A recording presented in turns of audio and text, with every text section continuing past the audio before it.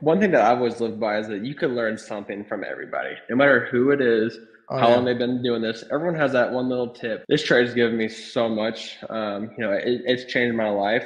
I went from not having a career to having a career, having multiple friends, having a future. It's given me everything, and any way that I can help someone else to, whether it's make their job easier, make their job better, or even make them more money. I think that's the whole reason why I wanted to do it too.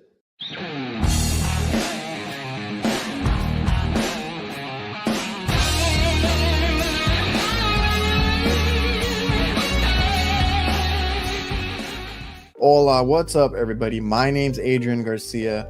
Welcome and welcome back to the Reliable HVACR podcast, brought to you by Jobber, my favorite CRM.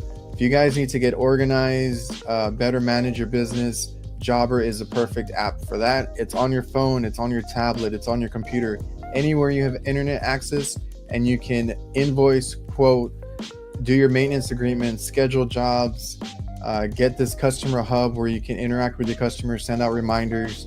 It does so much for your business to help you free up your time at the end of the day. So if you guys want a free trial and discount, you can go to getjobber.com/reliable HVACR.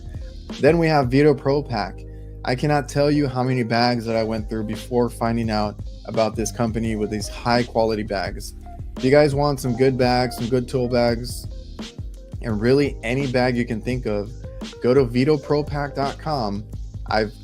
Ever since I've gotten their bags, they've lasted forever. All of our guys at our company have switched over to them. We've gotten them tool bags, backpacks, you name it, because Veto has it. So ever since I switched over, my bags have lasted so much more. I love the variety and the different uses for these bags. I mean, you can get creative with it. So like I said, go check out vetopropack.com. Go look for a bag for yourself. Right now they're having a spring promo. It's basically buy one get one free, so take advantage of that. You won't regret it. Now if you guys are listening to this on audio podcast, Spotify, Apple Podcasts, wherever you listen to it, please leave a 5-star review. I would really appreciate that.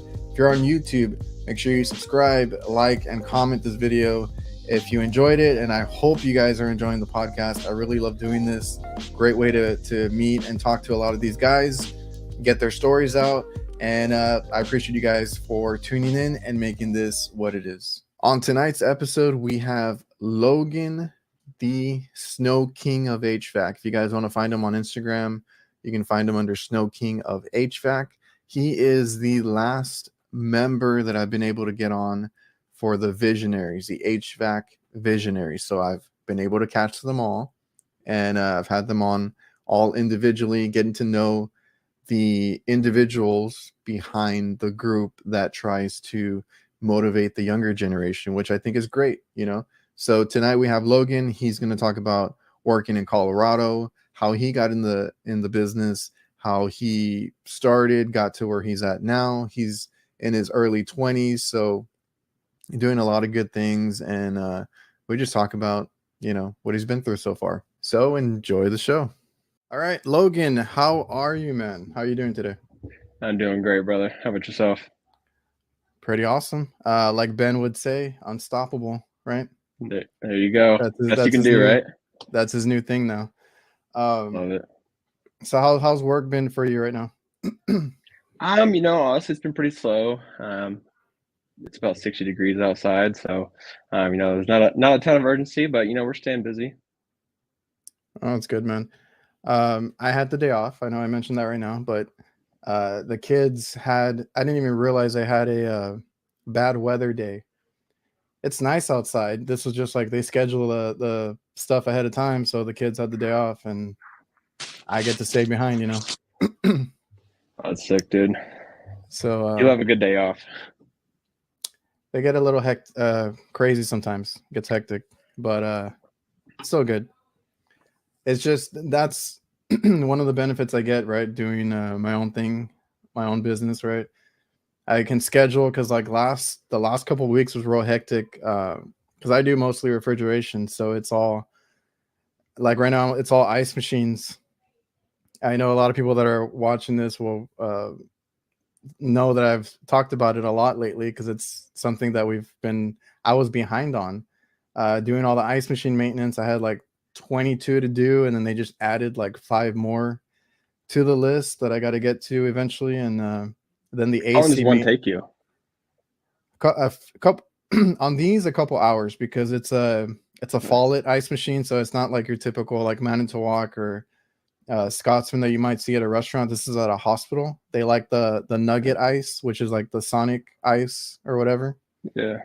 So you basically run a cleaner through it, and it cycles itself and everything. Like, it doesn't take much to do, but it's the taking out the ice depending on the size of the unit. I actually enjoyed that they kind of condensed them to these tabletop ice machines, because we used to do them years ago, and then their maintenance guys started doing it, and then now all of a sudden they want us to do it again. So I was like, okay, cool, right? So they bought a lot of new ones, and a lot of them are tabletop to where like it's real easy to take apart. Not much ice in there to take out, because you got to take everything out, clean everything, run the cleaner, sanitize everything, and then put it back together, And then Oh, nice. water filters. You don't do refrigeration, right? No, man, just residential. Yeah, man. I just like the variety and the different things that come with the refrigeration side of it. Yeah. And everybody's different. That's the cool thing about the trade, is the different kinds of jobs you can get, the different like commercial, residential, industrial, like there's so much stuff. Yeah, that's one thing that like when like kids are saying like, oh, what do you do? What does HVAC even mean? It's like, man, there's so much you can go into HVAC. Like you said, you can go to industrial, commercial, residential. But then you got your hydronics. You've got your ceiling units. I mean, there's just so much you can get into. Yeah, man, and we'll get into all that. But today is Monday. It is the day after the Super Bowl. I did see, I think it was in like an Instagram story. You're a Chiefs fan, right? You're all geared up Chiefs. Yeah, dude. So I'm from Kansas City. You're a happy camper now, aren't you? Yeah, dude. I mean, back to back. I mean, what can you really say? I forgot about that. I was like reading or looking at the like, because I always get on my app and read all the stuff, and I was like, oh yeah, they did win last year, because I don't keep up with football. Like, I'm not in it like that. I'm from Kansas City, Missouri. Kansas City. Okay. Yeah. So that's your home team. Yeah, I love the Chiefs. I'm not like a super diehard football fan. I'm not gonna argue with people and stuff like that. I could really care less. But at the same time, it's cool because for a long time the Chiefs weren't very good. So now they're actually making moves the last couple of years. It's cool. Okay, well that's interesting, because you're up in Colorado now, right? Yeah, I'm in Denver. I'm actually in Westminster, which is a suburb of Denver, about 15 minutes from downtown Denver. So got quite a bit of reach. So then what kind of or where do you service more? Because I had mechanical environments on here not too long ago, and I want to say that they stuck to like the city, and they were like, we stay away from the mountains and stuff like that.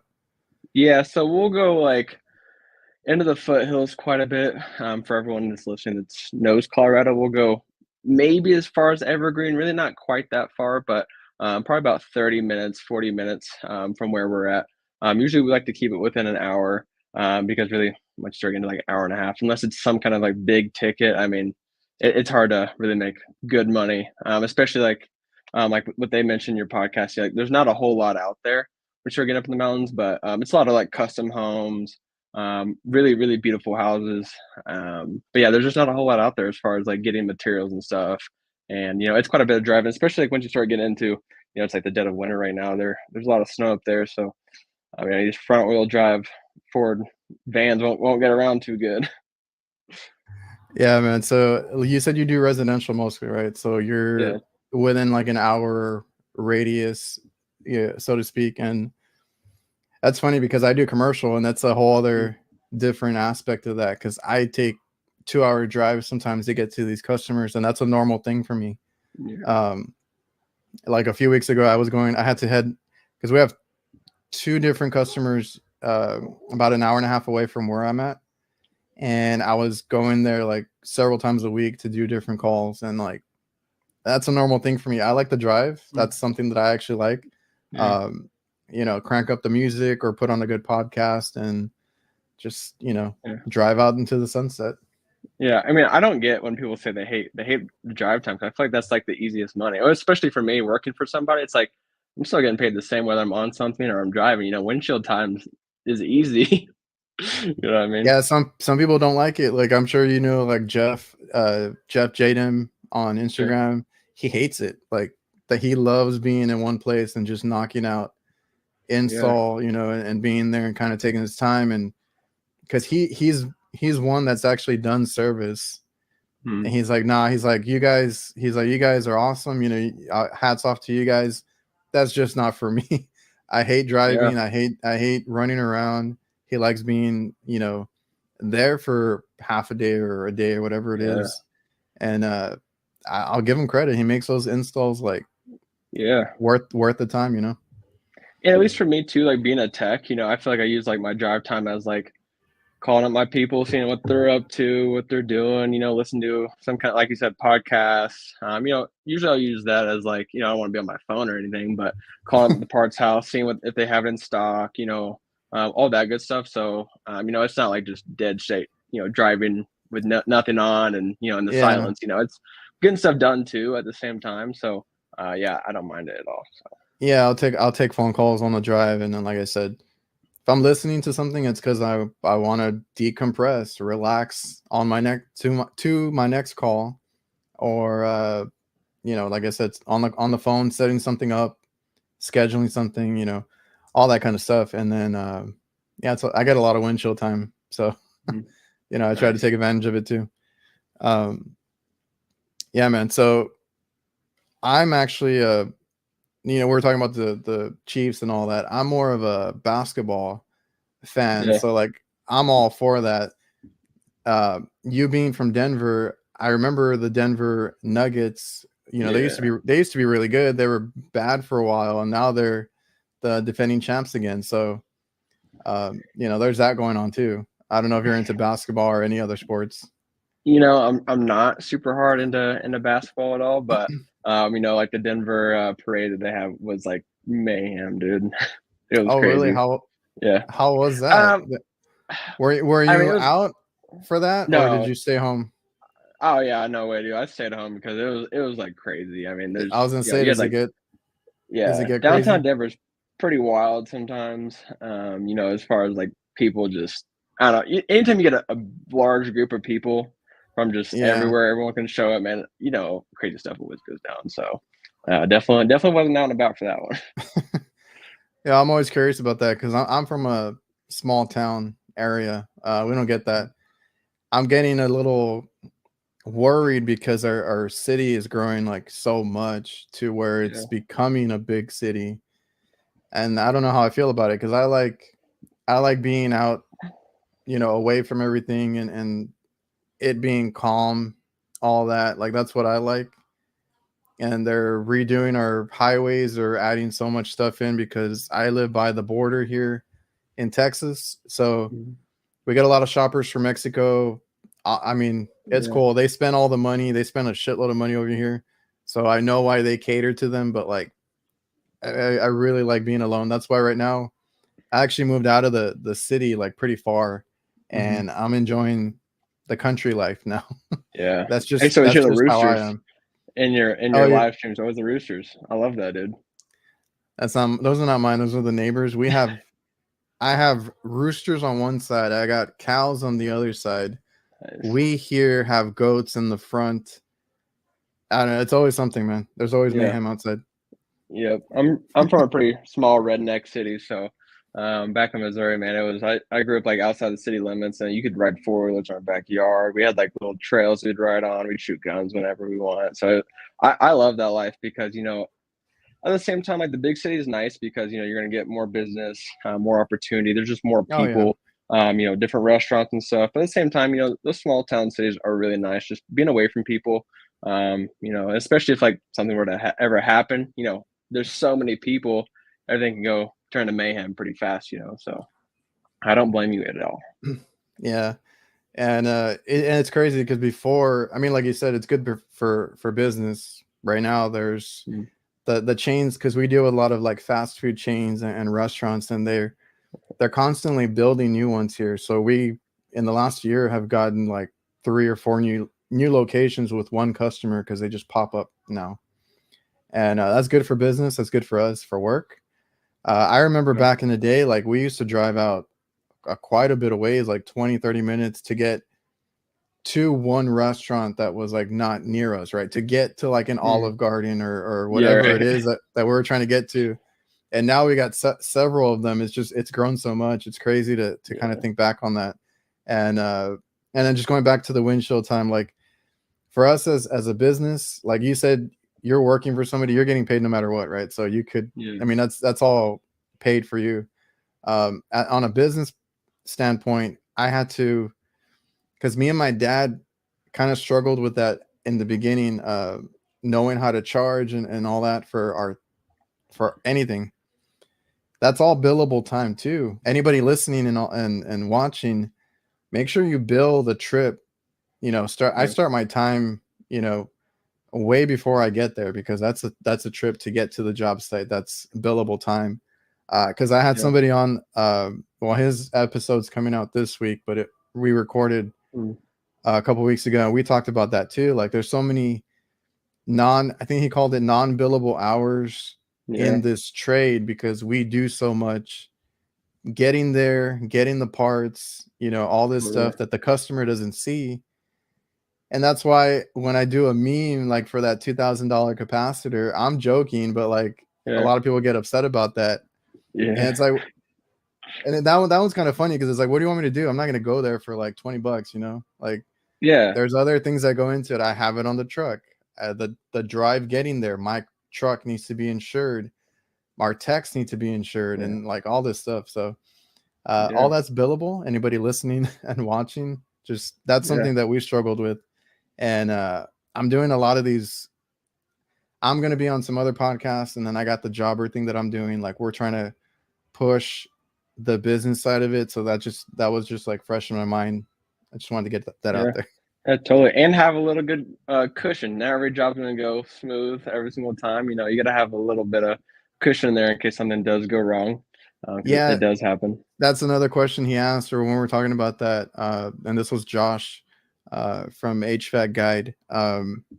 He was like, he asked me about a quote or something, and I was like, well, if I charge, like we charge per hour. I don't know if you guys do like rates Hmm. or like flat rates for anything like capacitors and things like that, or do you Hmm. charge the time? Yeah, so pretty much how we have our pricing is so we'll call it parts house because a lot of the times we're not gonna do a whole lot of universal stuff because we're just not huge fans of like universal motors and stuff. Like we'll have like rescue Yeah. motors every now and then, but usually we'll try to go OEM every single time. And so how we price it up is we got our part, and then we'll do our personal markup for having our licensing to actually get it and all that good stuff, and then also our time to do it. So we do have a flat rate for our hourly labor. We build that all together, get that to the customer. That includes time to go pick it up, come back, put it in, a 1 year warranty on the part in case something does happen.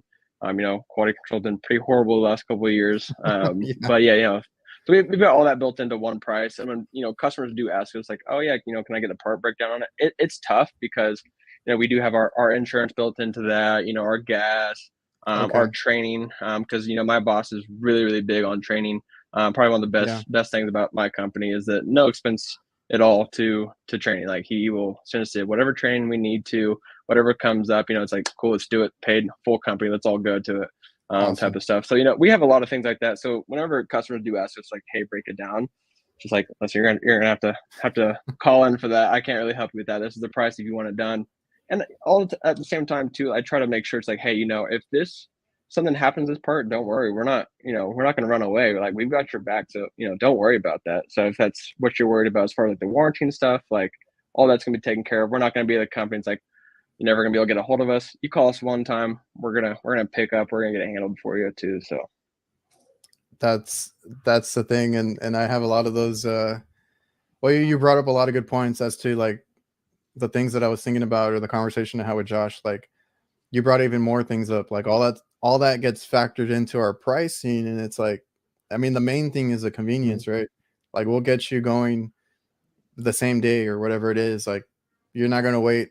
A lot of people talk about Amazon. I'm like, you're gonna wait a few days for that to come in, unless you live in a big city like over there in California or something where you have your own Amazon warehouse Mhm. there. I was like, we don't get that shipping here. I'm in Texas. It's hot as hell. Do you want Mhm. it fixed right now or not? You know. Totally. But that's the hard part, and that's another thing I struggled with in the beginning, because I had customers that were like, you know, asking for a breakdown, which is not too hard for me because like we do bill like per hour, per part, all that. Like it's already built into the way we do things. But I had those customers that were asking me what did you buy it for? Or because Yeah. I dealt with some landlords and stuff a couple times, and they're like, okay, show me the wholesale price. I was like, what the hell for? Yeah, totally. Like, I'm sure you have it too. I mean, probably not with commercial, but like, I will sometimes have customers that'll be like, "Hey, look, I found it right here for this price." Like, especially like capacitors. You know, a lot of capacitors are cheap, but we Yeah, do the global source universal capacitors. So, you know, I always sell the fact that like, "Hey, it's American made. This isn't gonna be your average capacitor that you're gonna walk into and you know just buy it offline or something. This is a good product." So I think I yeah, do a pretty good job as far as like, this isn't gonna be your average product. Or say that something simple like you know, igniter. Well, you know what's also going to be included in that? We're going to be taking static.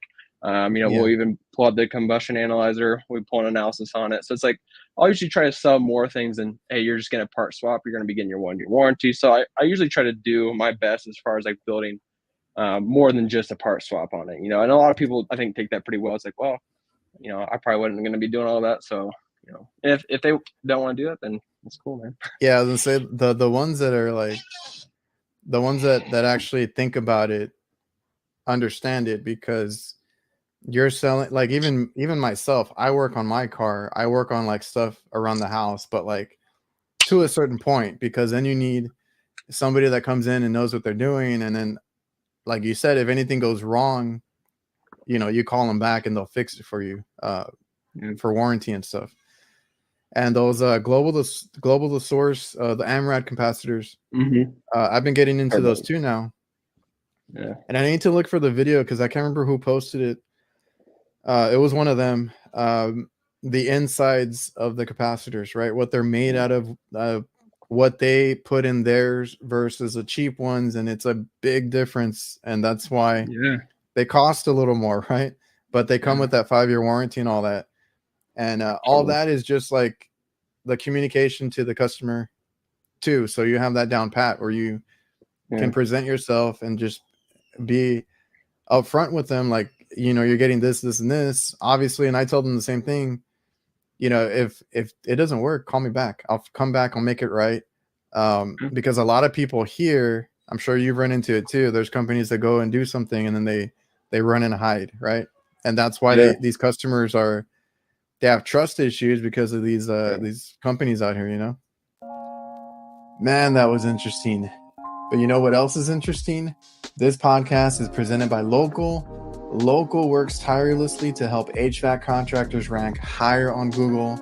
They use an attack methodology to make sure that contractors dominate their local service areas and increase their market share and generate higher revenue. Reach out to Local at localhq.com/reliable. Mention me or the Reliable HVACR podcast, and you'll get 2 months of SEO for free. Yeah. I mean, I don't know how Texas is, but like Denver, I think I don't know what the statistic is, but Denver's got like one of the highest square miles to company ratio. Like, so Denver's got the biggest Johnstone, um, either in all of America, I think. So it's a Okay. massive Johnstone. You'll go there and there'll be 60 different company trucks there. I mean, there's Dang. hundreds of companies here in Denver. So it's like, honestly, I do hear nightmare stories from customers like, yeah, you know, this guy just installed it last week. I can't get a hold of him. Like, oh my God, he installed it backwards. You know, it's like, oh, did he know that this was a downflow that he installed and this is an upflow application? So, I mean, yeah, I totally get that. So, it's pretty and bad here though. and I deal with like a lot of simple stuff. What I consider Yeah. simple. It's like light commercial stuff.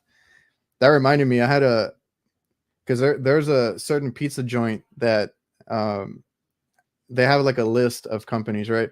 We are the top priority, but like every certain area, right, of like 4 or 5 of them, they have their own, they can call whoever they want, right? If they don't know us that well, they might call another guy who's a buddy of theirs, or something like that. There's always something that happens where another company comes in and kind of mixes in with us, which I hate, because then it's like, who did it? Who are they going to blame for it and all that? Right. So we try to answer all the calls, but every now and then a secondary company will go out or whatever it is, right? It happens. I went to a call because it felt stuffy. The vents, I think, were dripping water and all this other stuff, right? And I go check the usual, the belt, make sure the unit's running and all this stuff. And I'm like, what the hell is going on? Like, it was just so weird to me. And I was like, I'm not getting any airflow. So then I thought like something was going on with like some leakage in the duct and stuff, because Right. it was just acting very strange. And I was like, okay, let me just go back to the basics. Let me take apart all the panels and look at it and figure it out. Then I looked at the blower wheel. This is a commercial rooftop carrier unit. And I was like, no way, right? I shut off I had shut off the disconnect already. And when the blower like slows down, Yeah. I started noticing that it was going in the wrong direction. I'm like, no way. So I go and check the arrow, and I'm sure enough, I don't know how they messed it up, because the wires are color coded and they put them reverse. So if you reverse Backwards, yeah. any of the wires on the 3-phase, Yeah, it runs it backwards. goes the opposite direction. And I'm like, okay, I just wired it back up and it got it working. So I was like, Nice. what company was out here? Because that was not us at all. So that just reminded me of that, because I was like, yeah, I've seen stuff. I've seen some weird stuff Yeah. out there, these companies. Dude, I And don't know how. Sorry, go ahead. oh no, that's how I was getting my work for a long time. It's just like Yeah. people getting tired of these companies calling us and be like, look, like that, right? Not getting units working, or coming to put refrigerant every month and getting billed for it. I Yeah. was like, no, that's a leak. Let me look for it, right? I fixed all Yeah. their leaks. A lot of weird stuff. Yeah, man. I mean, I was just gonna say that, like, I don't know how some of these guys go in every day to work and run all these calls and like have no idea what they're doing. Because I mean, like, I don't know how it is for you, but sometimes when you're stressed out and you're having an issue, it's like, oh man, that call I could have handled that differently, or could have done this or that. I don't know how some of these guys are running call to call to call, and then just like running blowers backwards, and I mean, it's crazy, and especially like out here in Denver, dude. It's the Wild West, dude. It I really is. think customers are just too nice sometimes, and then Uh, by the time I get there, right? Because I'm the second or third company that goes out, they're yeah, already pissed off at that point, right? So then yeah, I gotta deal with it, and I'm like, why did you let them get away with everything, right? Like, yeah, then they want to keep track on me, and I'm like, no, I'll take care of it. But you know, yeah, and that's why we get some of these customers that are very like upset, right? They've been paying all yeah, this money and it didn't work, or whatever the story is. By yeah, the time I get there, they're already pissed off, and yeah. I got to Which deal I with that. get But it. yeah, I get it too. That's why I think when I was younger, I didn't like it, but like Yeah, after a while, I'm like, okay, I get it. They called us out. We got to build that relationship. We got to show them that we're going to do it right and all that. And then after that, they're all super happy. It's a customer that we've earned, and then yeah, more work for us. yeah, totally. And then like Josh, who I had or coming on this week, he was giving me statistics. So like you said, yours is the most per square foot for the companies you have. I think it's one of the highest. Honestly, I don't know the Yeah. statistic specifically. I know that like it's what people say, and obviously I believe it because you pull up Johnstone and there's 50 companies there, and tons and tons of vans. So I Which get is it. why which is wild, because I go into mine, I think I see like 5 at a time mostly. Really? Yeah, I But mean I don't know, the maybe they go to Johnstones a are different massive. one. Yeah, Yeah, I because mean Johnstone's massive. we have a Johnstone that I go to, and then there's like a whole strip of like supply houses. So like, I mean, we have this one city that just has everybody, all the supply houses, all the manufacturers, they're all in that little area. So it's not hard to get Yeah, yeah, anything here. But what Josh had told me was that Texas was the state with the most licensed contractors, and he said way more than California and Florida combined. So I was like, holy really. crap. So I was like, but I told him there's a whole other thing to it, because I know there's companies that, because it's when you get your license, I don't know how it is in Denver. It's just book smart. Do you guys have a license? Yeah, so Like, we've is that it? got Because every yeah, state's different. yeah. Yeah, so you can get your mechanical license here, but we don't have like apprenticeship Oh, journeyman okay. master. So all you can really get is going to be your mechanical license. So Denver County has probably the most strict requirements. I don't know the exact number, but I know it's you gotta have like I think like maybe like 10,000 hours of supervised work, and so Denver's like super strict. So anytime you go to Denver, you're gonna pull a permit. They're to the T. You know, you have to be they're very strict on what they want. As soon as you go outside of Denver and you go to like where I'm at, like Westminster, Broomfield, Arvada, I mean like they'll vary. So you'll jump like you'll go. It's the divisions are so weird because you'll go across the street and now you're in Arvada, and then they're gonna have a completely different code or what they want compared to like say Broomfield or Westminster. So the code does bounce around quite a bit, but as far as like licensing, you don't need anything in these counties. You need to have insurance and you're good to go, which is that's kind of part of our problem because you're just gonna have some guys. I mean, a lot of work out here isn't licensed either, which blows my mind. And when I say license, I mean like some guy put it in. Some Yeah. guy's been working on it. A lot of homeowners try to work on their own stuff, which I'm sure is probably everywhere. But we'll have HVAC guys come around and try to do work. Yeah, like Megan from Mechanical Environments was like, her favorite Yeah, saying was like, a chuck in the truck, put it in, right? They dealt with that a lot dude. too. Yeah, Yeah, it's a thing, and we get that too. But when Josh had told me that we have the most licensed contractors, I'm like, that doesn't mean too much, right? yeah. Because to me, I know that, because like you need like 4 years experience with somebody, and all this other stuff. Mm-hmm. It's very easy to get a license, because let's say you know somebody, all they have to do is sign a paper and say, okay, you're Good experienced, to go. Yep. and then you go take the test, and the test is just book smart. It's an Yeah. open book Study. test, and as long as you looked it over several times, you can Mm-hmm. get it. The hardest part is that it's timed, right? I Yeah. ran out of time the first time I took it, and I underestimated it. I was like, holy crap. So Yeah. that was the hardest part for me, because I would rush the last answers, and I always missed it by like 2 or 3 questions. So it took Yeah. me like 3 tries to get it. Yeah. But I don't have whatever. my mechanical license, but I've taken a class on like your mechanical license, and it's just studying where you can Oh find yeah. it. So they're gonna ask you like how big is your opening to be for an attic, or how close does your furnace need to be to the access. So as soon as you learn how to find what you need, I mean you can pass it. So you spend like a couple good weeks studying. I'm sure you can probably crack Which is crazy, because I don't remember half the stuff that I answered in it. that test, and I knew it like the back of my Yeah. hand for that test when I took it. Yeah. Uh, and it's a lot of codes, and all this. Yeah. I want you to memorize all that stuff. And but yeah, it's simple to get if you Yeah. try. And what a lot of companies do here, because I talked to somebody up north and stuff, is that, and I've seen it here too. Like, if you get a license, or if you have a business, you don't necessarily need a license. You just need somebody that works Hmm. for you that has a license, right? Because it covers the company. Yeah. So there's people that do that, and the people they maybe can buy a license from too is like, let's say I wanted a license, but I didn't want to do the work. I could just sell my license or rent it out to somebody. And that's the Yeah. thing, right? Then that Hmm. company is licensed because of me. So I was like, that's probably what's going on. If we have the most licensed contractors, is that there's a whole side hustle thing going on there, where just get the license and then rent it out, Yep. which is Isn't that which is crazy? unfortunate. Yeah. Yeah. And we deal with that too, with the whole people that are not licensed, because and a lot of them get away with it here, because they'll hire somebody as their quote unquote maintenance person, right? And they have free reign to do work on their own equipment.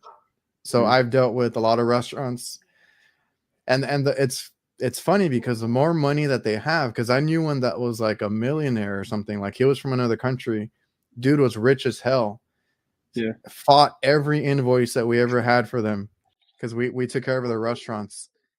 And I was like, dude, come on, we did honest work, like we're just billing per hour, all our stuff. Hmm. they fought every invoice, and we had to kind of part ways from that one. But like his his thing was like, I can just get a maintenance guy, in which he did, and they try to do the work for them, and that's how they get away with it. They do their own. Those guys end up doing their own installs or change outs. Like they Yeah. try, and then like after a certain point when it's like, oh shit, we fucked up, then they call us Yeah. back. Yeah, that blows my mind. Yeah, man, it happens more than you'd like it to. Right. That's why, and like I know you mentioned that there's a lot of companies. Like I see it too. Now, do they last? I don't know, right? Here, there's an influx that I'll see new vans out. I'll see new companies pop up. And then after a year, I don't see them anymore.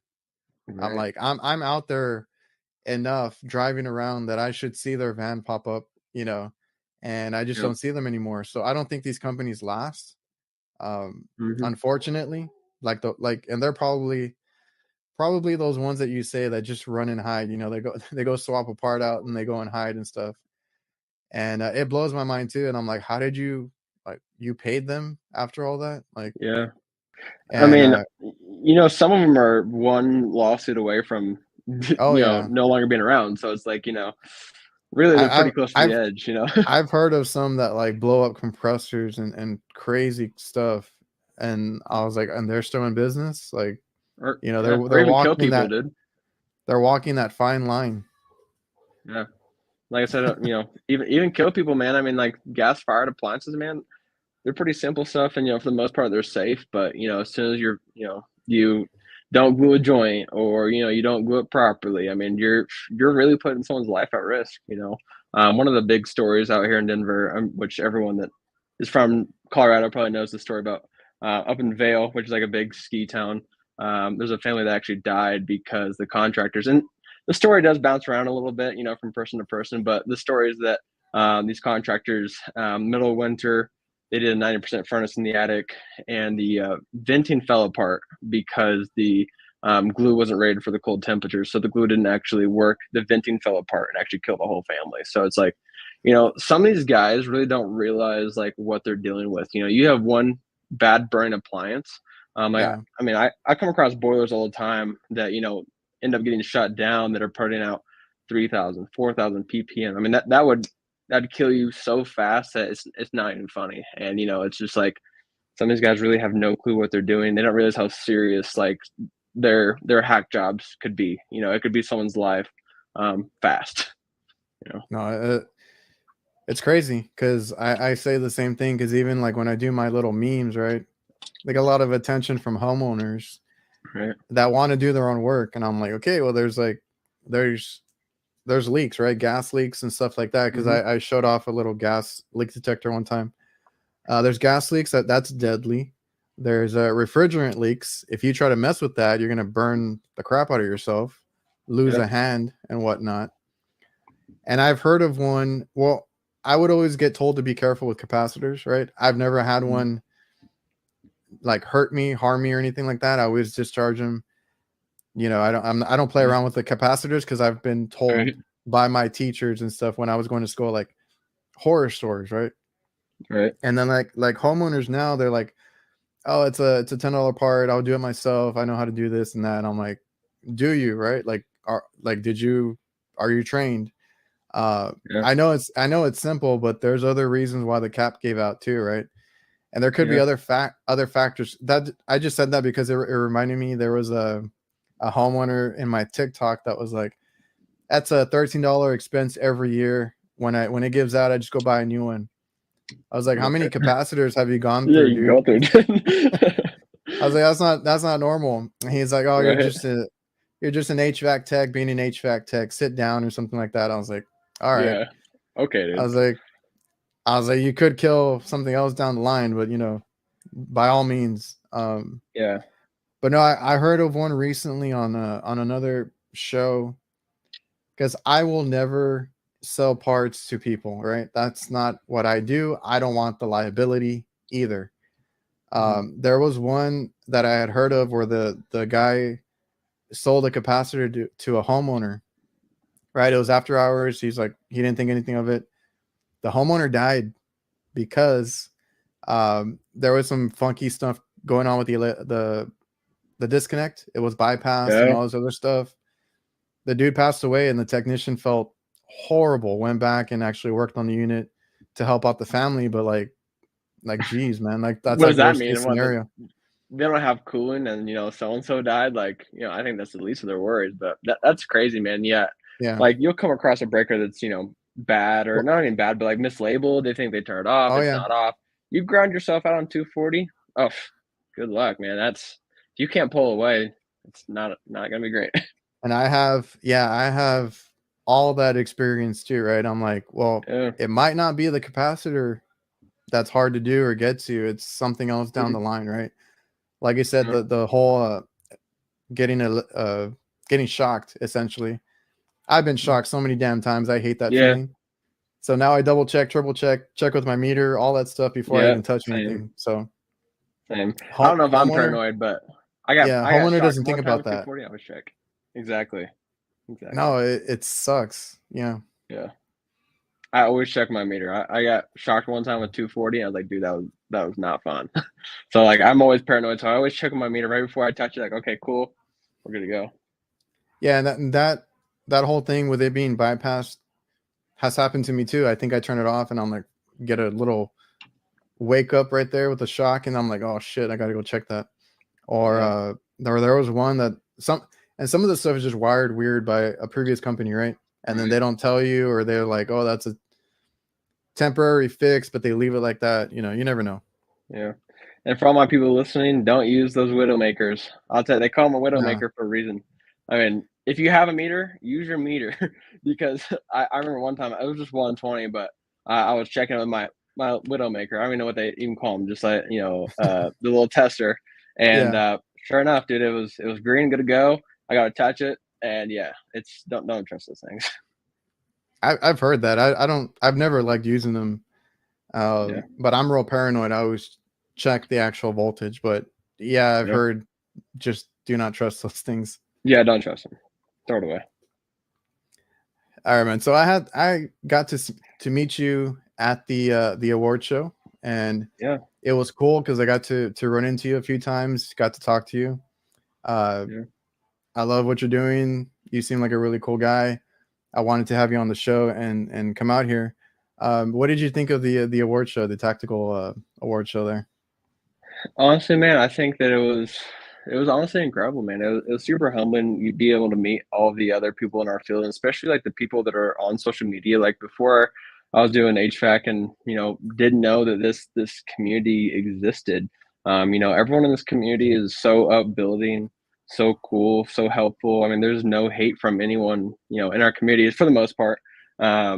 And it was so cool to meet everyone and put faces to everyone. It feels like uh, I've known everyone for a long time, and Yeah. I think even Adam said that on the podcast, but it's so true. Like being able to meet everybody, it was honestly super incredible. Um, it was sweet. I can't wait to go back to next year for sure. Yeah, I was so upset that I missed the pre-show, the cocktail hour and all that. Yeah, And like after the show, I got kind of bombarded with everybody because I was like, everybody thought I had missed it, and I was like, no, I was there. Showed up yeah, last minute, uh, to get on stage and everything. But that's awesome. That's my favorite part of the whole trip is getting to mhm, talk to everybody, right? So after we did the show, I was dying in that seat though because I've been sitting on an airplane for so long, yeah, and then like having to sit through the show. So I was so happy when it was over, yeah, and then we got to all hang out and talk. Go yeah. to the after party, the official after Mhm. party. The GE. And like I said, yeah, and like I said, I got to talk to you, talk to the other guys, and it was a great event. Yeah, And dude, then honestly, like it was super awesome seeing you win too, man. I've been listening to the podcast for a long time. I was rooting for you hard, dude. I don't know if you saw me, but I was sitting right across from you, and I had to turn my back to actually look at the stage. I think you did too, oh because you were sitting yeah, yeah, backwards to yeah, the stage too. So I kept like turning around and looking at the stage. You're like, oh, there's Adrian, dude. yeah, man. Because well, I got the last seat, which they gave me the one that was my back to the stage, but it was cool. And then all the people you get to sit with too. Uh, Yeah, I got to sit with Mike Mayberry and yeah, I saw that. Eric Kaiser and a lot of good dudes there too. And then give me a second. we had on the table the what is essentially the show catalog. It's like the magazine that Ben Mhm. does. This one's specifically to the award show. And oh, we have your little what is it, like a centerfold piece, little page that you Yeah, have in the award catalog. So if you guys have the catalog or see it, uh, go to this page. They're not numbered, but Logan has all his information. HVAC Visionaries, Snow King of HVAC. You're only 23. That is crazy. yeah, And here you're. Oh, that I was gonna ask you your hobbies: snowboarding, skateboarding, and making cold people warm. That's yeah, awesome. yeah. Or I don't making know them cold when it's summer. when it's summer. I don't know about that Linux part. I don't know about Linux, but everybody has their Commercial, preference. never worked on Linux commercial, but I haven't heard great things. Residential, pretty solid, dude. They're pretty solid. Okay, because I was gonna say I worked on a few commercial ones. They're not all bad, but the there's a few that I was like, what is this? Right. Um, yeah, but that's awesome, man. You got your own little page there. I was fortunate to be in the first one, and it's a really Yeah. cool thing to see yourself in a magazine.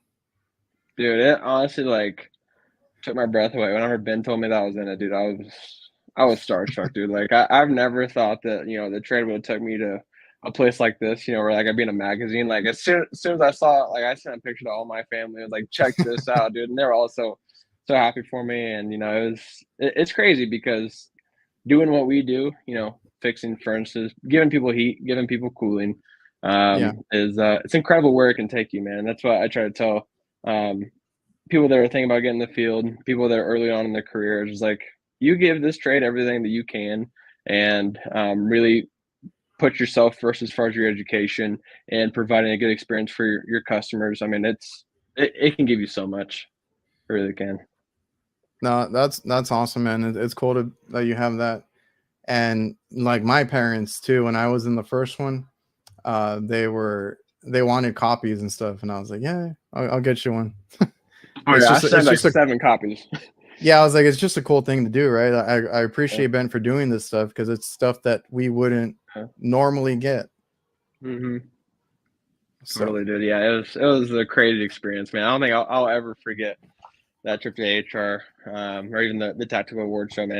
It was incredible, especially too like just getting together with everybody, everyone else hyping you up. Like all the friends I've known for a while through social media, and they're all like, oh, there you are, man. That's so sick. And it's a crazy feeling. I can't really even express to you like how awesome it is. Obviously, but yeah, it was a crazy feeling. It really was. oh, it's cool. And like I said, like we got to talk there, and then we got to talk at the expo. And Mhm. honestly, this year I wasn't too concerned with visiting all the different Oh yeah, me booths and either. stuff. I was just like I wanted to go hang out with people, right? So like I saw you Yeah, guys a lot. I went over to because I know Subco always has people there, so yeah. that was my main concern, and I loved it. I enjoyed it. I wish I could have gone out a little bit more, but man, my Mhm. back was hurting, my feet were killing me. So, and Yeah. it was a little cold too. Dude, horrible. That's crazy cold. That's a whole nother It type it of cold. yeah, it warmed up. Like it was getting better as the days went, but then it got rainy too and wet. So it wasn't the best Yeah. time. I was a little bit in shock the first night because I've never seen like real snow. So I know you're used to it probably, but I wasn't. Yeah. And I was like, what the hell is this? And it never Yeah. melted. I was like, damn. Because like Yeah. the snow we get is like once every like 10 years, once a decade. But it's like you have to see it like either in the middle of the night or early in the morning because like when that sun comes out, it all melts. Like it's all gone. Yeah. And that's all we get. Yeah, that's how it is here in Denver too. Like a lot of people, like when I was first gonna move to Denver, like, oh, why would you move there? Like they get so much snow and it's so cold. Denver, like it'll snow like 6 inches and be gone like the next day because it just gets warmer during the day. Oh, Um, okay. I've heard rumors that like, oh, because you're higher up, you're closer to the sun and melts faster. I don't know if any of that's true, but it feels like it because when the sun comes out, it feels like it melts off pretty fast, and it does stay pretty warm here. We'll get like really really cold, like cold snaps here, but it's really not too bad. And it's funny too because I was talking to Ben Thompson, HVAC Strong. I was like, yeah, man, you're probably used to this cold. He's like, no. this cold here in Chicago is a new type of cold. It's like a wet cold here. Oh, really? Yeah, because yeah, he's up in Canada. I figured the same thing. Now the difference, I don't know about the whole cold thing, but like the difference for us, well, no, it does deal with the cold too. Is like down here is our humidity and a lot of different things that we deal with where I'm at, Mhm. to where I'm pretty confident our heat is different from even like North Texas heat. Like there's a Yeah, difference. And for sure. I'm by beaches and all that stuff. Like I get a lot of humidity. And I know I shared it one time with I think it was Jay, HVAC Jay, which is the Yeah, he's from Canada. Canadian. Yep. So when I sent him well, I think I shared it in a story or something, like it was like my weather app. And he's like, "What is that humidity? What is that dew point? Like, what the hell's going on down there?" And Yeah. I'm like, "Yeah, it's like a certain temperature, but it's way hotter than that. Like, there's always like a feels like temperature. It's always like 10 degrees hotter Mhm. than what it says it is, and it's just crazy. Like, and then we get pretty cold weather when it is cold. Right, this year we didn't really get a good winter, but when it is cold, it's the same thing. It's just because of the environment and stuff. It's very Mhm. windy here. I was surprised that I didn't get a lot of wind in Chicago, but I don't know if it's because we were in the city or something. Yeah. But that's what I was worried about, because Yeah. the wind is what makes it worse. And like down here, we get a crap load of wind. So like when it's Yeah. cold here, it feels pretty cold. It's funny you say that because I feel like it was super windy there. Me and Was it? Adam, yeah, me and Adam Wolf HVAC, we were rolling around together for the majority of the trip, but we like parked in this parking garage. We couldn't find it, and I did not wear like a beanie or anything, and I just felt like that wind is whipping, man. It was pretty gnarly. I felt like Was it during the day or at night? it was during the day. Oh man, I didn't feel it. I don't know. Unless I'm just comparing it to the wind we get here, because the wind here is like Yeah. crazy. Like we don't I Mm, don't get we don't get like tornadoes or anything like that. Like it yeah. rarely happens here, but like we always get like a tornado warning or a hurricane warning, Yeah. and that wind is crazy. Yeah. That's how it was back home too. Oh yeah, yeah. I'm sure you understand. Um, but yeah, I mean that's something I always tell people. I'm like, it depends on where you're at, because I'm in Texas. Texas is a big state. North Texas, South Texas kind of has a different version of like hot and cold. So Yeah. it wasn't Chicago wasn't horrible, but I also like covered up really well. And The next year in Orlando is gonna be nice. oh, it's so much better. I did not want to go. I honestly didn't want to go to Chicago. And then Yeah. Ben told me about the nomination. And I was like, crap. So I couldn't miss it. I think I read that you're 4 years in the trade, right? Yep, I started in July of 2019, so I'm coming up on 5 years. And how did you get into the trades? Did you go to school for it? Did you get into it on purpose or by accident? I actually found an accident. It's actually a pretty funny story. So I don't know if you know Total Mechanical Solutions or if you've heard of them. Yeah. Those are my boys. Those are some of my best friends. So we actually grew up together, a small town outside of Kansas City called St. Joseph. We moved out here together because we were big snowboarders. We were best friends growing up, and he was in HVAC for I want to say about 4 years at that point. So we moved out to Denver because we just want a fresh start. We want to throw ourselves out there, do some more snowboarding. And so he was doing HVAC at the time. He got a job at a pretty big company. They're one of the biggest companies in the United States. I don't know if you've heard of them. They're called Service Experts. They're massive, massive company. I want to say they've got hundreds of locations. So he worked for a huge Okay. company. When I first got here, I didn't have a career. I didn't have anything. When I was 16, I worked at a hotel until I was 18, and then I worked as a delivery driver for a Chinese restaurant until I was 19. Then we moved out here, and then I just picked up the first job I could. I was working like security or just really whatever job I could because being in a new city, I need Yeah. money quick. So I just grabbed the first job I could, worked there for a couple months, and then I remember coming home and he was like, "Hey man, you should come work with me, man. We need some hands." And he's really one of a kind technician. Colton knows his stuff. He's really good, and so I knew that like he could 100% give me the job because if he said, "Hey, we're gonna hire this guy," we're gonna get hired. And he was just an install at the time, but that's how much they trusted him is because they could just if Colton said something, it was going. So he got me my first job in the HVAC, and he was my lead for a year. The company went downhill because it was a massive corporation. You know, they brought in people from out of state to start run the company and pension numbers, and we started losing technicians, we started losing sales guys, we started losing everybody. So we worked there for I want to say a year, maybe like a year and a half, and then he went and started Total Mechanical Solutions, him and his brother, Oh, okay, okay. and they were fresh. So I went and grabbed the first job that I could find. I had a buddy that was working at True Heating and Cooling, which is in Westminster. Went interviewed with them, and I was honestly really really impressed with the management and the boss. My boss, his name is Justin. He's really one of a kind mentor, and you know, he's made me everything that I am. You know, like I said mentioned earlier, no expense when it comes to training. I mean, any train that comes up, I get it. And as far as like any kind of call, you know, he's like, hey, you're gonna go do this. He's like, I'm gonna walk you through it. So he's been really one of a kind mentor and has really really made me who I am. But that's how I got into the trade. Kind of fell into it, and those boys really helped me out and really set my career up. So it's pretty awesome. So that's the one that you work for is True, right? Yep. Yeah, I work for That's True. the one that you had the social media going for before you changed or went to Snow King, right? Yeah, and that's kind of funny because so last AHR, I told Justin, he's my boss, he's the owner of the company. I was like, hey, dude, like we should go to AHR. This is last year, 2023. And I was like, dude, let's Yeah. go. He's like, dude, he's like, I'm down, let's go. And I went there and I saw like all the social media people, and they were like doing their own thing. I was like, dude, I was like, I want to make a social media like that. That seems sick. Yeah. And so I started a company, or I started the Instagram page, and I was like, I don't really know what to make. So I was like, Justin, I'll just make one for the company. He's like, yeah, I'm cool, dude. Whatever you want to do. Like he's super laid back. He's like, yeah, man, just do whatever you want. I don't care. And so I just started True Heating and Cooling Instagram page, and I started just posting my work, whatever I wanted to post. And it came to a certain point where I was like, well, you know, the page is doing pretty good, and you know, the Visionaries wanted me to join, and so I was like, I'm gonna make this a little more personable for Okay. for Logan. And I talked to him. He's like, yeah, man, do whatever you want, you know, because he's very adamant about making sure that we're putting ourselves first.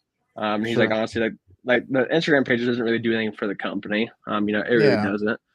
He's like, yeah, man, do your thing, do it. So I was like, cool. Well, I'm going all in. Then it's Snow King.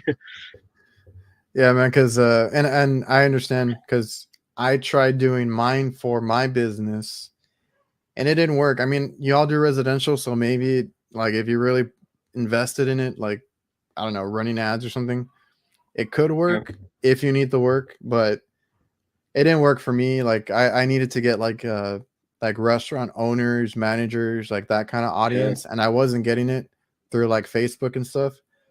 yeah, So then I kind of had to pivot and I made it more personal, right, to me and what I do. And I still throw in like what we do at work as a group and stuff, but like it's more about me, right? And the more I started posting, the more I was comfortable showing more of what I do hmm, and everyday stuff or whatever, talking more. I never used to talk in my videos or I didn't like to. And you know, it grew from there. So I understand yeah, that whole side of it. So then when you changed it to kind of brand it for yourself, that's when you were linking up with the visionaries then, yeah, right? yeah, totally. How did that go? Like you just they came to you and recruited Yeah, you like an I, Avenger I or something? I don't know. I mean, no, I've been tight with Efren and Adam and Garrett for a while. You know, they just reached out to me and I was like, "Hey, man, like we love what you're doing. You know, you're killing out here." And here I am. I'm just like, dude, I don't know what I'm doing. You know, I'm just, you know, I try to be as humble as possible. I'm like, I'm just doing what I do on, you know, every day. Try to do as good as I can. You know, and that's pretty much it, man. Like they just reached out to me and it's been awesome. You know, those are all really really good guys. And, you know, they all build each other up, and it's solid what they have going on for sure. That's a good group of guys. I know it's and I've been able to catch you all now. I basically got the last member to come on the show now because I've had the other guys, even the other members that you guys had or that they had come on the show, and I was Mhm. anxiously waiting to try and set this up so we could have the complete visionaries get their own episode. And yeah, man, those guys, they're a good group of guys. Adam does really well with the whole Yeah. editing his short form content. I Yeah. do enjoy that. He gets really into it. Efren is a smart dude. Yeah. Uh, really well spoken, knows a lot of Yeah. things, you know. Totally. And then and I've known you since you were basically the page for True Heating and Cooling. And Garrett too does amazing work. A lot of good guys. Yeah. But I was the same way too. Like you being humble and kind of doing your own thing, like that's not everybody has that. That's a good thing to have, because I never imagined being where I'm at now. I don't even know what the hell I'm doing with podcasting, but I'm doing it now. Right. But I was like, I'm nobody. I don't know what I'm doing half the time. I just know what I need to do. And my dad used to get frustrated with me because he's like, what's the problem? What are you going to do? Because he doesn't know HVAC. So he's always leaning on me for that stuff. And then sometimes he'll ask me even after the fact, what was it? What was the problem? I was like, I don't know how to explain it. I was like, but I did it in my own way. I fixed it. And a lot of it was learning as I went. I don't claim to know everything. You're going to learn being out in the field and making your mistakes and stuff. So like all that comes with it. Social media is similar. You just got to put yourself out there. So I've been enjoying seeing all the new guys come out, right? Whether it's on YouTube, Instagram. I'm trying to do the TikTok thing too. Just seeing more people post, because that's the cool thing. That's how you connect. I get to know who you guys are, so that when we go to these events, we can just hang out and chat. So really cool seeing your page pop up and do more of like Logan stuff, like you said. Yeah. I've actually had managers that watch my videos, because I go up to I go into a restaurant sometimes, and the manager, I'll be talking to them, and they're like, oh, by the way, I love your videos. I watched them. I think it's really cool. And I'm like, oh shit, they're watching my stuff. But I the way I work, it's all honest work. I never try to rip anybody off. Yeah. I cover myself in every way. But like it's weird, because when the more subscribers I got and all that, the more I realized, anybody could be watching, whether that's managers that I work with. A lot of local guys have hit me up that they watch me, and it's like, it's crazy, because this goes out to everybody. Yeah. And some people don't care. Some people don't care. Some people do, because like what I was saying is, like, the YouTubers that I've seen, a lot of them have to get permission from their boss to do that YouTube stuff. And then sometimes they get in trouble for it. I've seen YouTube channels pulled, and they have to give an explanation that they're not going to be doing YouTube anymore because their boss got after them for something, So yeah, you got to be careful. Which I get that at the same time too, because like, sometimes if someone's like on the video, turning a 1 hour job into a 3 hour job because they're trying to film it, I get that 100%. It's hard. As you know, sometimes though it's quick though. It's just like boom, boom, boom. I'm gonna set this up while I do this, and it's not really time consuming at all. So I do get both sides of that, but at the same time, it's like you're not harming anyone, And I would love to turn my channel or my Instagram into a point to where it's like, say that I want to do like a boiler breakdown, deep clean. Like I can show it to a homeowner, like, hey, this is what this looks like, this repair looks like. Yeah. And it can make it sometimes even easier to sell something, because it might be like, well, they have no clue what this looks like, what this repairs, or what I'm even trying to recommend. But hey, check out this YouTube video I did, because this is kind of what the entire process looks like. This is what it entails, all that good stuff. And I think that would be sweet. I'm not quite there yet, but maybe one day. Yeah, I mean, I make mine just for. I was really into doing it, like editing and all that, and I just wanted to show like the work that we did, and it is beneficial to a company or to you showing the customer, because you can do even something as simple as before and after photos, right? You do a change out or a maintenance, whatever it is, and you take a before and after photo. That's really good to show to the customer what was done, advertise for business and stuff like that.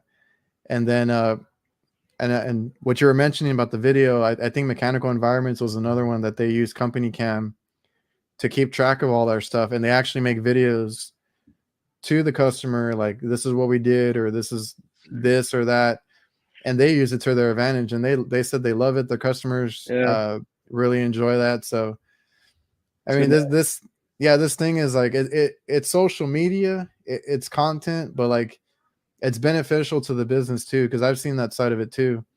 Like I said, you can show before and after, or keep the customer involved. Especially for me, I don't want to be taking a customer up to the roof, but if I can show them a different way, Yeah. of the work that was done, that's a good thing. Yeah, and there's that whole other side of of like helping our brothers and sisters, that are out here doing what we do. Any way that I can help anyone, which, like I said, I don't know, as much as some of these other guys, but one thing that I've always lived by is that you can learn something from everybody, no matter who it is, Oh how long yeah. they've been doing this. Everyone has that one little tip, that can be beneficial to anybody. And I think that's one of the big reasons too why I wanted to do this too. Is like this trade has given me so much. It's changed my life. I went from not having a career to having a career, having multiple friends, having a future. It's given me everything, and any way that I can help someone else to, whether it's make their job easier, make their job better, or even make them more money. I think that's the whole reason why I wanted to do it too. Yeah, and that's something that took me, or I thought was kind of crazy, was like I said, when I started posting, it was for business. Did not work out that way because of the audience.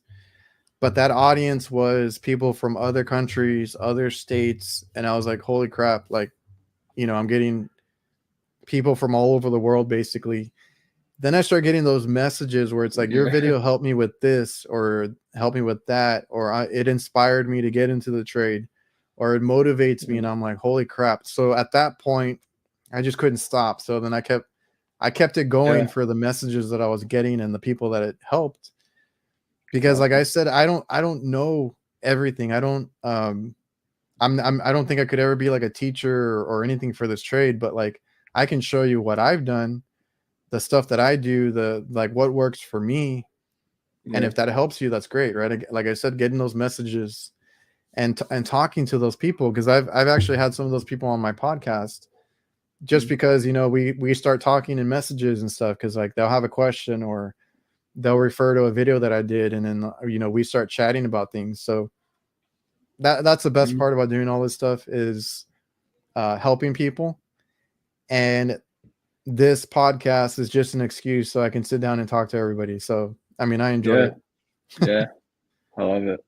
But I will say that the whole YouTube thing, uh, I used to I used to take a lot of pride in my work, or I thought I did. The YouTube thing, showing my whole like call sometimes, it kept me accountable, right? Because Yeah, I'm like, I'm putting this out in public, and I'm gonna get torn apart if I do something yeah, wrong, yeah, or if I'm lazy, right? So like, it made me accountable, and it made me a better tech yeah, for it. And like you said, there's so many people online now that I've learned from everybody. I've learned from Jeff. I've learned from even some of you visionary guys. Anybody yeah, that I'm scrolling through and I see something interesting, or I go to my YouTube feed, and if guys are doing calls, I'll start binge watching, and I'm like, holy crap, that's an easier way to do this, or that's a better way to do that. Oh, I like their tool setup, or something like that. And I take something from everybody. Like, that's the best part too, is like you're always going to be learning, getting better, and all that. And social media has made it that we can help each other out too. yeah, totally. So you've never done commercial then, right? You've only done residential? I've done Or like package units and like RTU, like small RTUs, like here and there. Nothing really though.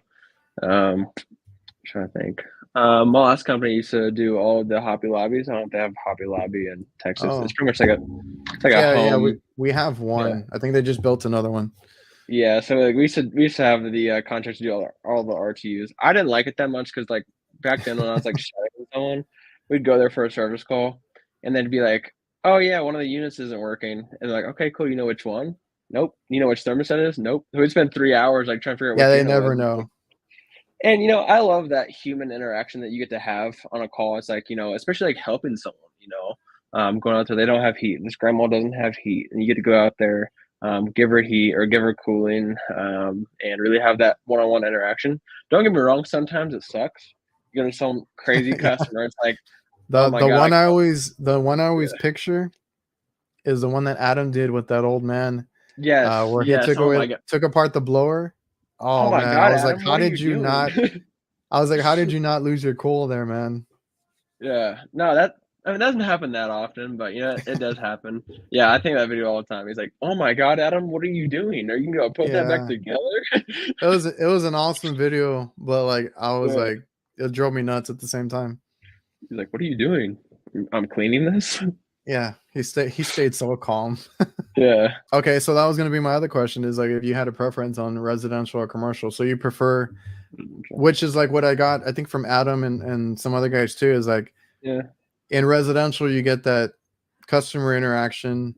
Sometimes they'll hang around the whole time, as long Yeah. as they're not being weird or rude or anything, it's fine, right? Yeah. I assume you chit chat with the customer, things Yeah. like that. Yeah. 95% of the interactions are cool. It's like, "Hey, this Okay. is an issue I'm having. I'll take you down the equipment. Let me know when you're done or what needs to be done. Come and find me." So like 95% of the time, it's cool, and it goes smooth. We get it done. Most people are like more than willing to leave a review. They want to help me out in any way they can. So a lot of the interactions are cool. And whenever I see like your videos or even like Pat Commercial Kitchen Chronicles, like I think that stuff is cool. I think that's sick. I definitely wouldn't be opposed to dabbling in commercial in the future, but honestly, I don't have like a burning desire or anything like that. I'm pretty happy in residential. Yeah, and I always tell people and it could be just like a personality thing, right? Because I like being alone a lot. So I like Yeah, being on the roof, being alone. Even if it's 3 hours chasing down a unit, trying to figure out which is which. To me, it's all billable. I'll deal with it. I'll do whatever you guys want to pay for. yeah, Uh, that is the thing though. The whole thing of tracking a unit down, like when we get yeah. those big jobs on the roof, they never know what unit is what. I always have to go in Right, there. I always have to go in there and label everything, and then hopefully they don't mess with the labels or do anything. But right. yeah, that's the thing. And residential around. Okay, so around here, everything is in attics. Are you in attics, basements? What do you guys got? Basements, bro. I haven't Okay, been in a see crawl space or attic in weeks. if it was basements, maybe I would want to, but like I'm not getting in an attic. I don't even like getting in my own attic, so Yeah, I just won't do residential. yeah. I went to an attic, I think, maybe like 3 weeks ago, and that was Yeah. yeah. We never do get attics or crawl spaces. Sometimes we will, and honestly, like I don't have a problem with it because like it's like more than every 15, 20 calls, so it's not that big of a deal. But yeah, a lot of times it's basements or even like open basements. There's a lot of open basements, like a lot of new construction basements where you've got 30 Oh, okay. feet across all the sides. And it's like you can get in there and do whatever you need to do. So yeah, all basements. That's why Adam moved out here. He moved like 15 minutes from me, and Oh yeah, he yeah, finally settled in over there.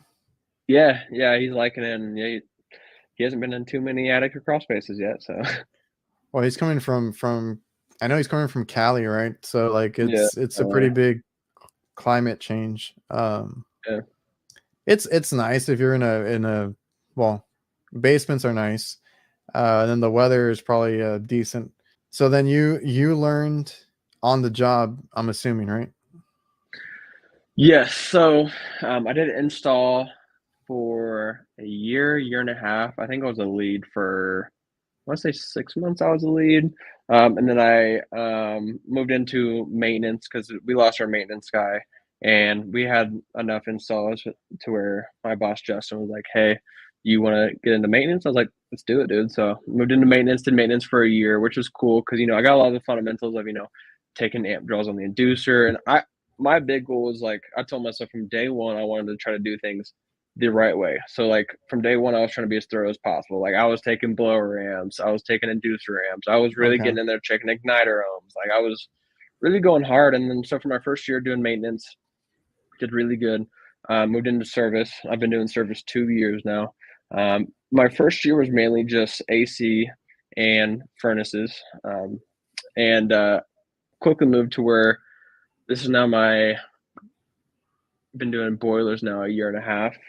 That was a pretty big learning curve, and like I mentioned earlier, my boss is honestly I really can't thank him enough because he was a really good mentor, and he's not going to be like your average boss. It's like, oh, go get this done. You got another call after that one, blah, blah, blah. No, he's like very supportive. Like, hey, you get out there, send me some pictures, call me. I'm going to walk you through this. Cause we have a lot of boilers out here. I doubt you have any in Texas. But it's Nope. heating your house with hot water. Super, super cool. And I really wanted to learn them, and he's really good at boilers. And he was like, hey, I'm going to send you this boiler call. Call me when you get there, get some pictures. Let's work through this together. So he's really taught me everything I know on all of them. He's been a super awesome mentor. And it's funny too, because like my dad, I'd call my dad during like my first year of service, because my first year of service was pretty tough. It's like I got some subcooling, I got some superheat, like it's doing something, it's freezing over, whatever. And I'd call my dad like after a long day, and I'd be like, dude, like this today was rough, bro. And my dad would always be like, trial by fire, son. He's like, you get Yeah. out there. He was like, throw yourself in it. He's like, you'll never learn better. And so I've had a lot of support going into it, especially like my boss. Just really helping me out, and he always wants to take me to that next level. Always help me level up. So service has been great. I love service, and I think now I'm getting to the point to where it's just fun. It's fun to go on a call. It's like I'll figure that out. Like whether I got Yeah. to call someone or I got to pull out the manual and really dive deep, I'll go figure it out. So it's a lot of fun, really. That's awesome. And you doing that early in your career, being thorough and doing all that, because it's harder to do it later, right? Because it's all like habits. Like, do you have good habits or bad habits? I've had that issue with guys that I work with because I went to school for it. So I knew what to do. I knew this and that. I knew what way we should be doing things. Mm-hmm. Now I didn't know everything, right? You run into some weird stuff out there in the field doing service, right? There's not everything's by the book. Yeah. So like Yeah. like the certain things like the vacuum, the purging nitrogen, all that stuff that I knew, I had to kind of train some guys that were not brought up doing that, right? And they want to do Yeah. things the other way. Or I'm like, did you check all your, basics first, your airflow, all this other stuff? So the good thing is if you can build good habits and build them early, because Mm-hmm. they get easier as you go by. Because like I started doing maintenance, Mm-hmm. right? And I started checking everything head to toe. The first time you do it, you're not gonna like it. As you do it, it's gonna be like you're dragging it out, and Yeah. it's cumbersome sometimes, right? You're doing a lot, or you're trying to check everything and make sure you're good. Yeah. You get better and you get quicker You do. every time that you do it. So like it's just about, I always tell people it's about building those good habits, because Sure. that's what they are. They're habits. Once you start doing them, it's just going to be second nature, or it's not going to be a big deal when you go out and do it later. So Totally. that's Yeah. a good thing. Yeah, and I'll tell you though, like for all the people listening, I was not like your smart kid in high school, dude. I was like your average C student. Like I consider myself I was decently smart. I don't think I really applied myself in school or anything. Like I was not mechanically driven at all. Like don't get it twisted. I was not mechanically driven at all. I never worked on anything, because I know you used to work on like cars and stuff all the time when you were younger. That was not me. My dad does auto body, and he would try to get me out there to go work on the cars, and I was not going, dude. I could not work with my hands at all. One thing that I always tell like people coming into the field, it's like, dude, if you can take it, you can make it. Because if you can get out there on the job site and learn, if you can take the criticism and take the hard work, man, you really can make it. Like I remember one of my first weeks on one of the installs, dude. They told me to go put zip ties on all the insulation for the line set. I went up there, put all the zip ties on backwards, so none of them locked. So I was just like, man, I didn't know a single thing. Like even whenever I was 18, 19, before I came in the field, like I don't know, you turn on hot water and you had hot water. I didn't know you had a hot water heater, or, it's like when you wanted heat, you turn up the thermostat and it came on. I didn't know what like all this stuff was. So like you don't always have to be mechanically driven to get in this field, because this field can make you mechanically driven. Like you look at a piece, you figure out how to take it apart, how it works, what it does, how this works, where's the heat transfer. And you sort of pick up the things as you go. As far as like bad habits early in the beginning, I didn't really know what I was doing. So it's like, they told me flow nitrogen, you flow nitrogen, and that's Yeah. that's the only way to do it. It's like that's what you have to do. And so I think Colton, the total mechanical, he really helped me out, like to make help me to do things the right way from day one. From as a day one installer, I was taking static, and he really helped me to kind of build my career as the standard. It's like I would never braze without flow nitrogen. It's just like that's like, what are you doing? Like you're not a hack. You can flow nitrogen. It's not that hard. So a lot of those habits, yes, I think that I did have a huge learning curve as far as like not knowing a single thing. I didn't know how to put zip ties together. I didn't know how to turn a wrench. I didn't know socket sizes. I don't know what 5/16. What is that? I mean, I couldn't even read a tape measure, dude. Like I couldn't do any of that. But like I said, if you can take it, you can make it, man. If you can learn this stuff, you can get down there, you can work hard, you can figure all this stuff out, and you can make a good living for yourself for sure. Yeah, man, that's good that's good advice there. I I usually tell people the whole habit thing, and then like just getting better every day, because it's not overnight that you pick this Yeah, up. Uh, absolutely. I I had some basics of taking apart things and stuff like that growing up. I was more into like tech kind of stuff, but I I remember getting into the trades with my family, because it was my dad and his brothers at the time, and I would ride along with one of them, and they would report back to my dad, and I took offense one time because they were like, well, he's not, like, they would just be straight up, and they'd be like, well, he did good, he listened, not too mechanically inclined, he didn't do this right or that right, like as far as like using the tools and stuff. I was like, okay, I'm gonna get better, and I'll show you guys, later down the line that I got this. So Yeah, you don't pick it up overnight, and you don't. it's very easy. Just if I mean, it helps when you have a good mentor or somebody that trains you. So Hmm. that's why I love seeing the guys, especially everybody on social media that wants to help. The guys that do the training for their apprentices, taking people under their wing and showing them. That's great, because that gets everybody off on the right foot, Yeah, and you can be better quicker, and you can, like, you're only 4 years in, and you're doing a lot of stuff now too. You're doing service and everything, and that helps, because before I think it took longer for a technician to be good, yeah. just because like they weren't trained well enough, or Well, some older techs didn't want to help out, or anything like that. So it's good to see a yeah, change, and hopefully going forward we have way more help between each other, and just get out there and do it, get out there and try it, turn some yeah, wrenches, and that's my favorite thing about it, is going out there and figuring out things that I've never done before, new equipment, new units, being able to just sit in front of it and figure it out, because that's something that I got yeah, from my dad, because he was like that, and it's something that I get a lot of fun out of this trade. yeah. Yeah, no, totally, dude.